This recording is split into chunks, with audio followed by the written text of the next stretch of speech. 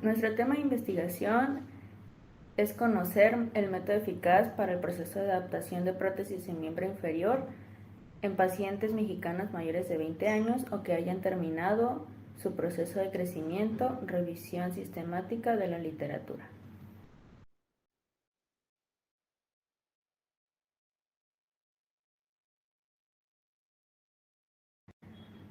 Podemos destacar de los artículos de los que se investigó de la importancia de una evaluación multidisciplinaria y esencialmente tomar en cuenta de que el diagnóstico debe ser individualizado dependiendo del paciente.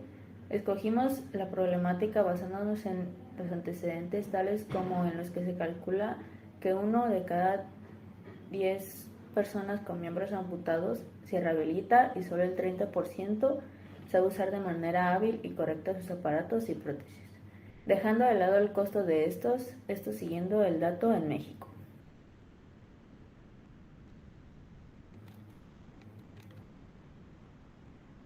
En revisiones sistemáticas encontradas como antecedentes, se encontró en los programas de entrenamiento de resistencia y ejercicio aeróbico mejoran la función física y la calidad de vida de los pacientes, además la terapia ocupacional, la terapia de espejo y los ejercicios de equilibrio y coordinación, y también mejoraron dichas funciones. También se revisó la literatura sobre la reanimación dirigida en la rehabilitación de pacientes con amputación. Con eso se encontró que esta puede mejorar la función muscular y reducción del dolor, tomando en cuenta todos estos posibles procedimientos, siempre y cuando se lleve una planificación y evaluación cuidadosa para asegurar la eficacia.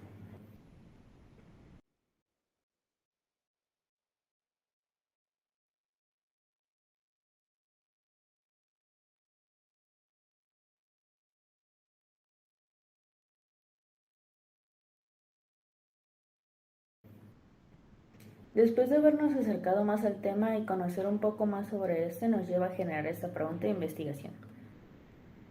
¿Cuál es el método más eficaz de ejercicios y agentes físicos para el proceso de adaptación de prótesis del miembro inferior para pacientes mexicanos mayores de 20 años o que hayan terminado su proceso de crecimiento? Dicha pregunta, al darle una especie de respuesta, nos genera un objetivo general que es conocer la efectividad de distintos tratamientos para dicho proceso de adaptación. Siendo un poco más específicos, buscamos consultar el procedimiento de adaptación ocupacional para los pacientes amputados, identificar los beneficios del uso de la prótesis y su relación con qué también se va a desarrollar a lo largo de su vida, analizar el tiempo que se va a necesitar para llevar a cabo el proceso fisioterapéutico de manera correcta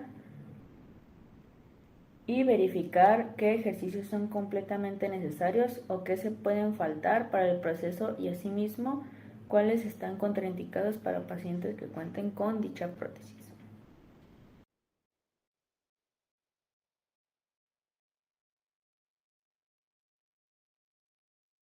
Como justificación, el favorecimiento de esta investigación se centra en determinar qué protocolo es el más efectivo para la adaptación de una prótesis de miembro inferior.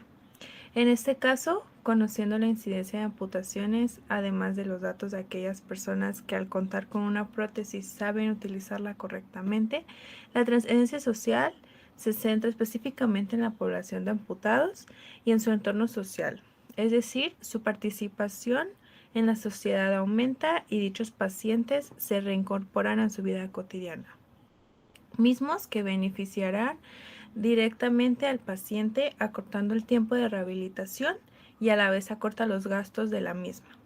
Y esta se realiza de manera eficaz y eficiente por el profesional designado.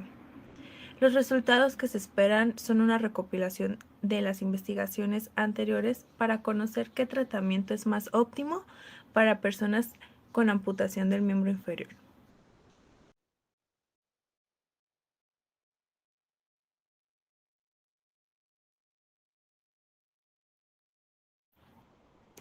Hay distintos tipos de amputaciones. Sin embargo, nosotros nos centraremos en las amputaciones del miembro inferior, que son las que le competen a nuestro tema.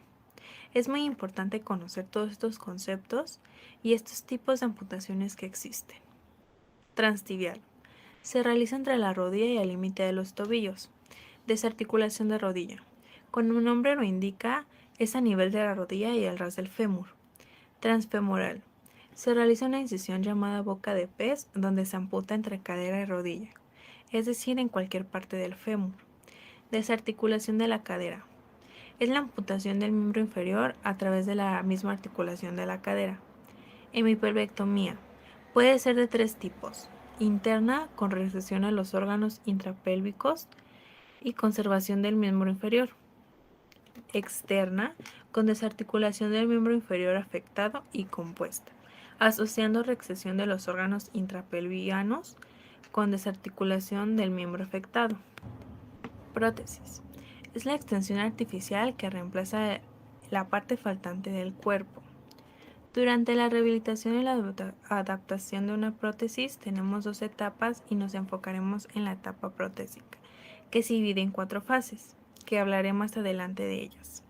Asimismo, puede llegar a ser de interés la etapa preprotésica, que sus objetivos consisten en conseguir una independencia funcional respecto a los autocuidados y la movilidad sin una prótesis, así como preparar al paciente y a su miembro residual para el uso de una prótesis.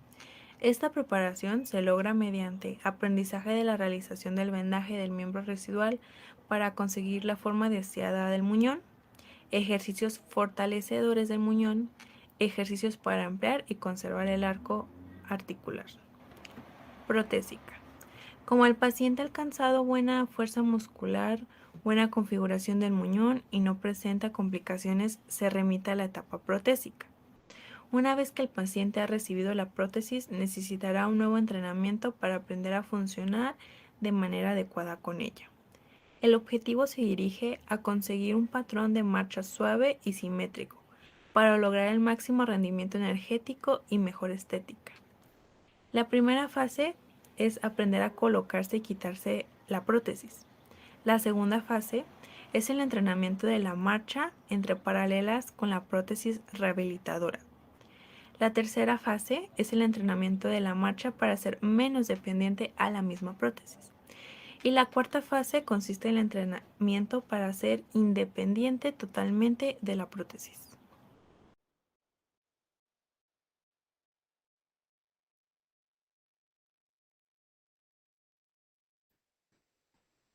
En base al instrumento utilizado para realizar la revisión sistemática, integramos algunas hipótesis y gracias a las diversas fuentes consultadas coincidimos en que podemos encontrar un método más eficaz para adaptar prótesis del miembro inferior en pacientes que ya hayan terminado su etapa de crecimiento. Nuestro objetivo es que con la información recabada se pueda ayudar a estos pacientes a recuperar una gran parte de su movilidad, independencia y participación en la sociedad. Además, buscamos que puedan llevar a cabo sus actividades diarias de manera más fácil y efectiva. Además, tenemos una hipótesis alterna, misma que plantea una perspectiva diferente a la del método existente y comprobado, enfatizando la importancia de la evaluación subjetiva del fisioterapeuta como una herramienta eficaz en la adaptación de prótesis del miembro inferior. A través de nuestro estudio, buscamos comparar y evaluar la efectividad de ambos enfoques, contribuyendo hacia el avance y mejora de las prácticas en adaptación de prótesis. Por último, tenemos una hipótesis nula, que básicamente es la general pero en forma negativa, es decir, implica que no hay diferencias significativas entre los diferentes métodos de adaptación de prótesis en términos de mejorar la movilidad, la independencia y la participación social de los pacientes que ya han completado su etapa de crecimiento y que por tanto no existe un método que funcione mejor que los otros.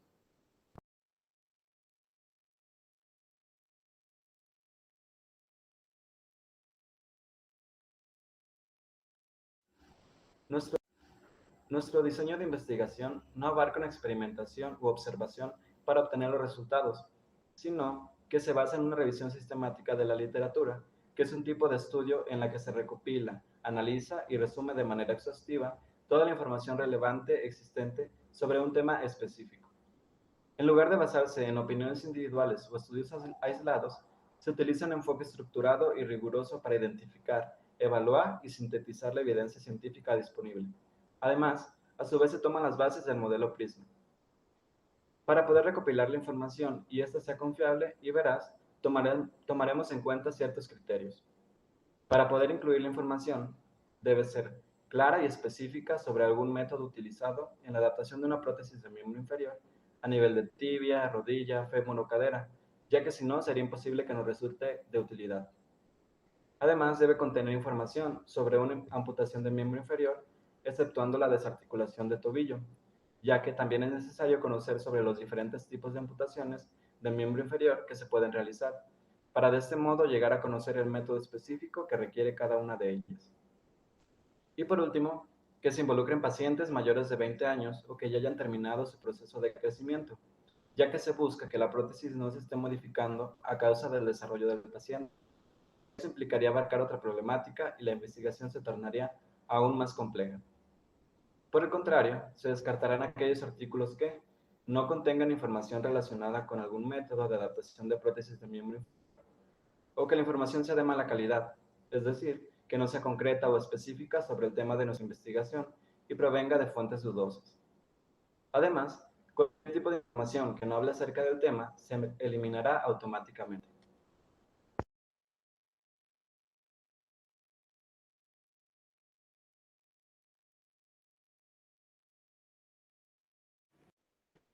El método Prisma es una lista de comprobación de requisitos que debe cumplir una revisión sistemática y un metaanálisis para presentar su información.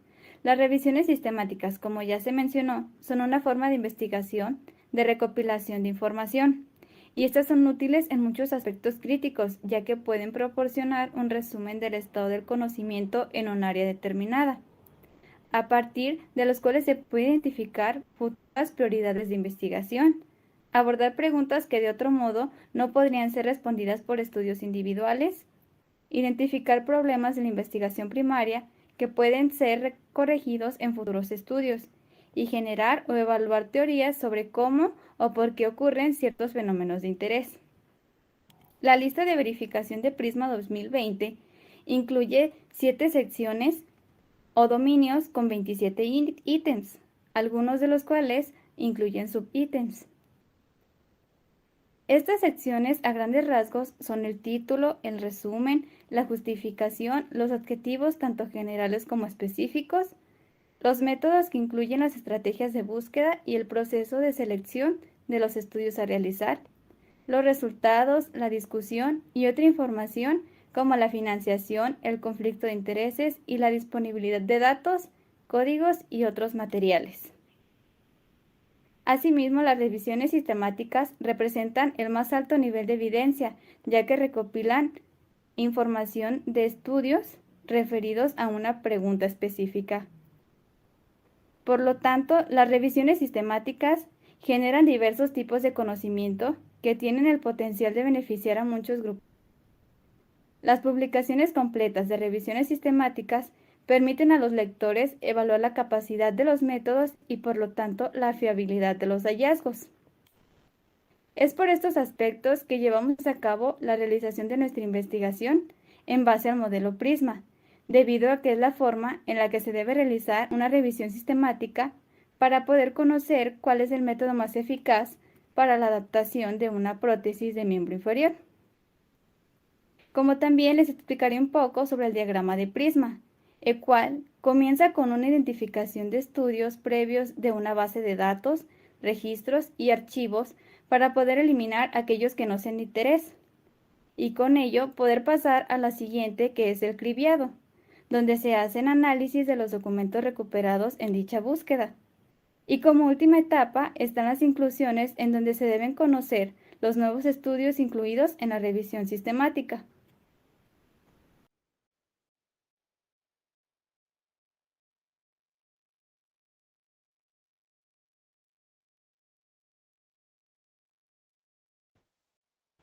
El plan de trabajo es un instrumento de planificación que ordena y sistematiza información de modo que pueda tenerse una visión del trabajo a realizar.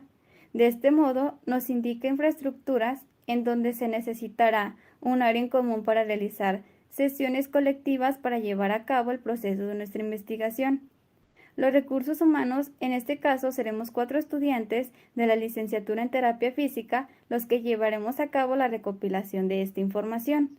Los recursos materiales donde contaremos con dispositivos electrónicos que cuenten con Internet y nos ayuden en la recopilación de datos.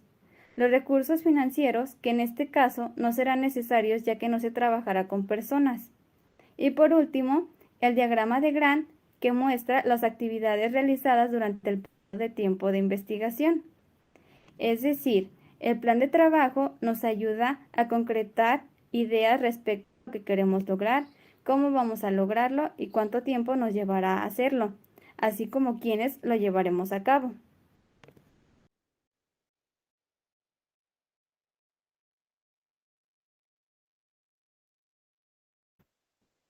Y con esto concluimos la presentación de nuestro metaanálisis. Ahora, a continuación, les dejaremos un código QR, el cual pueden escanear para revisar las referencias que utilizamos para llevar a cabo nuestra temática.